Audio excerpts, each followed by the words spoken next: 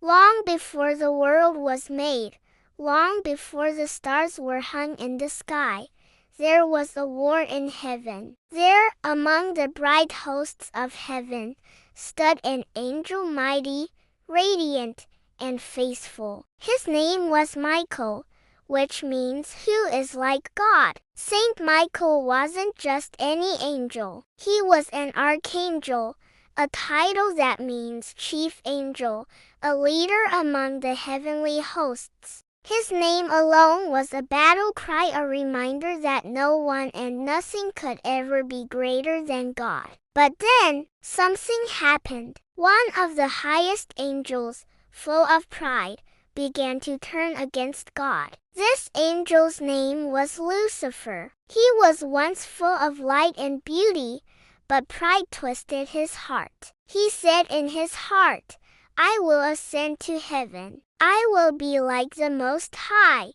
He convinced a third of the angels to rebel with him. They turned away from God's light. And that's when Michael rose. "Who is like God?" Michael shouted, his voice thundering through the heavens. And with that, war broke out in heaven. Michael, leading the faithful angels, fought against Lucifer and his followers. This battle wasn't just with swords or fire, it was a battle of loyalty, truth, and light. According to the book of Revelation, chapter 12, Michael and his angels fought against the dragon, and the dragon and his angels fought back. But he was not strong enough, and they lost their place in heaven. The great dragon was hurled down, that ancient serpent called the devil, or Satan. Michael and the good angels won. Lucifer, now called Satan,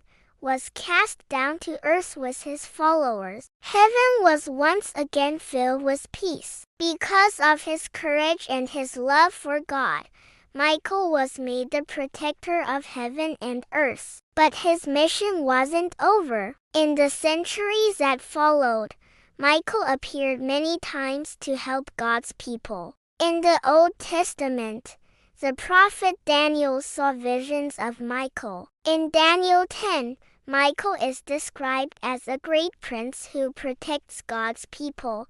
Michael was sent to help during great battles, both physical and spiritual. In the early days of the church, Saint Michael was known as a defender of Christians, especially in times of danger. In the year 590, a great plague was spreading in Rome. Pope Gregory the Great led the people in prayer, begging God for mercy. As they processed through the streets, the Pope had a vision. He saw Michael standing atop the mausoleum of Hadrian, what we now call Castel Sant'Angelo, sheathing his sword, a sign that the plague had ended. That place is still called Castel Sant'Angelo, or Castle of the Angel, to this day. There is also the story of Mount Saint Michael in southern Italy. Long ago, a man's bow wandered into a cave on the mountain. When he went to retrieve it,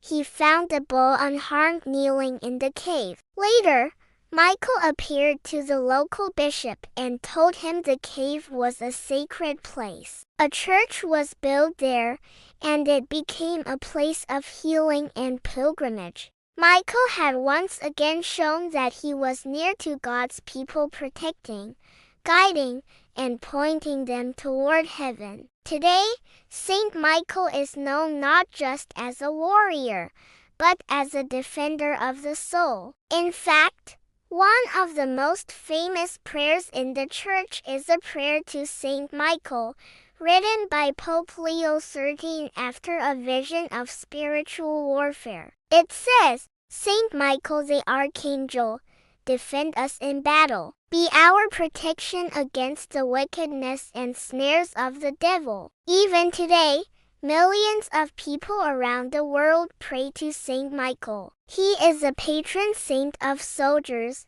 police officers, and first responders, anyone who defends what is good. He reminds us that the battle between good and evil is not over, but we are not alone. God sends us help, and Michael leads a charge. So whenever you feel afraid, whenever the world seems dark, remember Saint Michael. He is not a myth. He is real. He is powerful. He is God's warrior, and his name still echoes across heaven. Who is like God? No one. Not Lucifer. Not the darkness. Not evil. Only God. And Saint Michael stands to remind us of that truth forever. Saint Michael the Archangel, defend us in battle. Amen.